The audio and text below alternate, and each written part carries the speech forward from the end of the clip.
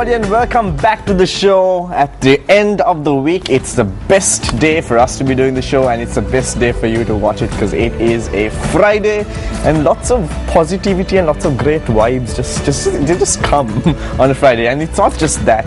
I'm not here doing the show alone. I do usually have a co-host, and I keep saying this. She's like absolutely like my bestest, awesomest, everything positive I can come up with from the Urban Dictionary or something. Yeah, you know who it is. You know who it is, right? Like I say it all the time. It's Tana Amaya. Good morning, Amaya. Good morning, Vassam. Now I'm absolutely speechless. I mean, I feel like I should return the compliment and say all these amazing things back to you as well, but you know I mean it. All right then. Anyway, well, it's not just another week, not just another end of the week. It's actually big match season, and I am absolutely excited about it. Amma is absolutely excited about it too, because she's got a brother who's playing for St. Thomas's. Yes, I do have. It's the second day of the Royal Tour, right? Whether I have a brother, and he was also on the show before. I always go to he was also on the show before, right? Yes, he was. And it's not just that. I mean, I'm personally, I'm a Pete Wright, and I'll be going for the Joe Pete 50 over tomorrow. And there are many other activities that happen. There's watching cricket, which is one of the activities that take place. I must say, Amaya is way bigger fan when it comes to sports than I am. Like you take some boys, put them on the field, get them to run. She's a fan. This is becoming a very brilliant show right now. But we are MTV Sports, and sports in Sri Lanka is not just about cricket. Hey, hang on. One more thing. Okay, before you get there. Now I know you're a past pupil from Bridget's. Usually, I know when we went for the big match, when we were in school and stuff, even now, we always see like the Familians in the Pete Wright stand and the Bridgetines in the Joseph stand. Right, so I'm guessing that you were a Joel's supporter all the past few years. This is a very stereotypical statement. That okay, but a little birdie told me that this time around you'll be supporting the Pete Wrights more. I might be, just might be. If the Pete Wrights are really nice to me, like Wassam is, I just might come and throw some of them in the stands. That being said, we've got a Pete Wright as a guest on the show this morning. And we have to introduce him to you. He is the president of the Classic Car Club, Mr. Ramesh Paul. Good morning to you, and thank you for being on the show. Thank you. And we also have Mr. Bree Ponnambalam, who is the immediate past president of the Classic Car Club. Morning. So, good morning to you. Morning. So it's not just cricket and rugby, as I was saying before Wassam put in his little 2 cents, that our sports here in Sri Lanka. I mean, classic car racing has also been something of a crowd pleaser here in Sri Lanka for those of us who know about it. But it's not just racing. This club has been there for the past 22 years, the Classic Car Club. Yes. So Ramesh, tell us what the objective of the club is and what it's all about. Yes, in 1992 when the club was established, it was basically to cater to a hobby. Okay. Of very selected membership. You know, we didn't. I don't think anyone realized the membership would be what it is today, or things turn out the way it has turned out to be. It was a handful of people who are also the founder members of the club set up this the club itself to basically safeguard the vehicles that were remaining in Sri Lanka, because over the years a lot of these cars were exported, right, and also to help one another in the restoration process, right, because a lot of the cars had been used over the years and then put aside, you know. So if you go back and ask a lot of the collectors, they have bought cars in basically trailers and buckets and whatever, and then we have been rebuilt. Right, I'm sure Mr. Ponnambalam will tell you some of his experiences. I can tell you a few of mine. Right, like that, if you keep asking our membership, they will tell you various stories as to how they purchased their cars. Right, so what's the worst? I'm actually going to ask you that question. What's the worst condition that you've ever got a classic British car in? I think my MG, no? I'll leave it to him to answer because both of us I've had experiences. at that time. No, this particular car is referring to. I also actually went and saw it with my father. Okay. And basically the guy who showed us the car, it was not too far away from my home. The guy who showed us the car said, I think the two wheels are on the roof there, and the rest of it is in something here, things all over.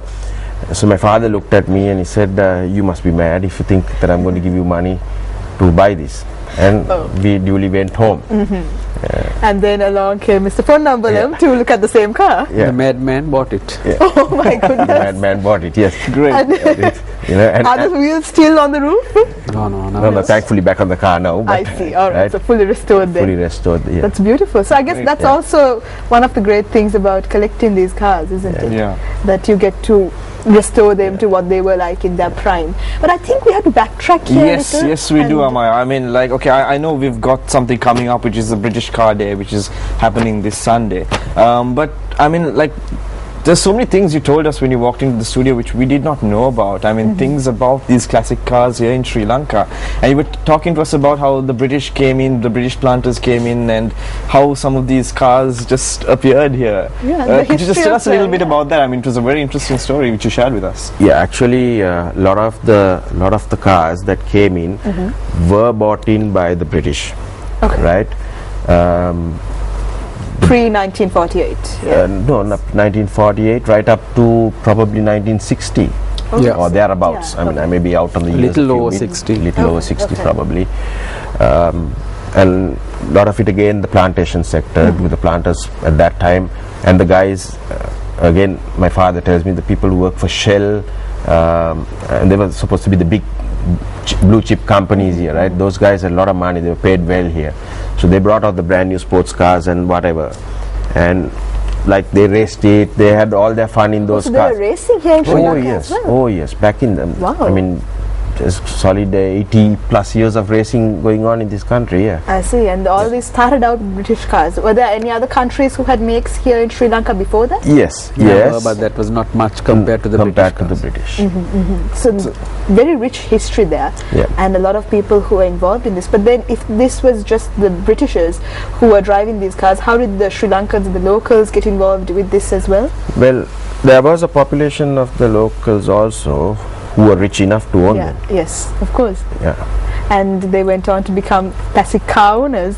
Yes, but also at that time it wasn't a classic, right? It became It's in And also, I mean, if you were to take, like, for example, like, I mean, there are so many car brands in the world, right? I mean, back in the day, I'm sure obviously some brands would have been like much better than the others. Like, if you were to rank it, what would you say the top brands were those days? I mean, at that time it would depend on personal choice, but if you really asked somebody, they would probably look at a Bentley Sports, right? Yes. Which is a completely different price bracket you're looking in, right? Or even the Aston Martin. I see. So there were some really great cars at that time as well. But moving on to what you're doing this weekend and the sort of journey that your club has taken, the Classic Car Club, let's speak about this event. Now, the British Car Day, what is it all about? Well, it all started with one of our committee members bringing this idea, why not we have a British Day? Okay. And we just took it as a event, but now it has grown to be a big event with a lot of sponsors, really British sponsors who. Wow. May I stop you there, sir, and ask you when did this idea come onto the table? About just a little over a year. Okay, so this is the first time we're doing something of its kind. Yeah.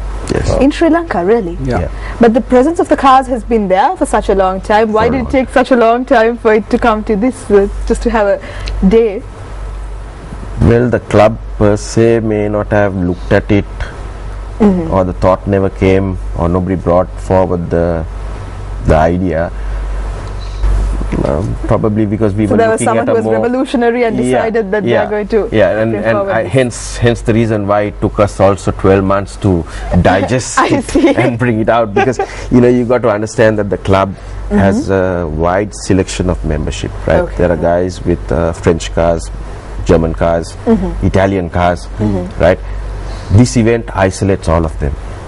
Yeah, yes. Unless of course they have a second car, a second classic, which is a British car, and they can bring it in. So there was a bit of restriction from the committee, but having said that, Like, why involve us? yeah.